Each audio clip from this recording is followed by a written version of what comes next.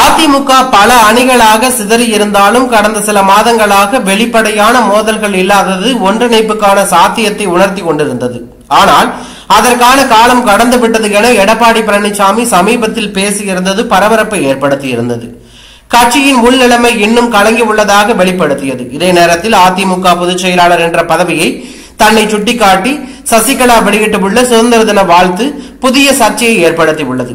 இதற்கு பதிலளித்த ஓபிஎஸ் எடப்பாடி பழனிசாமிக்கு தலைமை பண்பு இல்லை என கடுமையாக விமர்சனம் செய்துள்ளார்.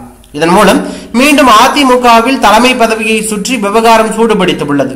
ஏனென்றால் சசிகலா, எடப்பாடி பழனிசாமி, ஓபிஎஸ் ஆகியோருக்கிடையே கடந்த நீண்ட நாள் உட்கட்சி பிரச்சனை அதிமுகவின் வலிமையை பல தேர்தல்களில் பாதித்துள்ளன. அதே சமயம் சசிகலாவின் அரசியல் நகர்வுகள் இன்னும் செயல்பாட்டிலேயே உள்ளன என்பதையும் இந்த நிகழ்வு மீண்டும் வெளிப்படுத்தியுள்ளது, பரபரப்பையும் அதிர்ச்சியும் ஏற்படுத்தியுள்ளது.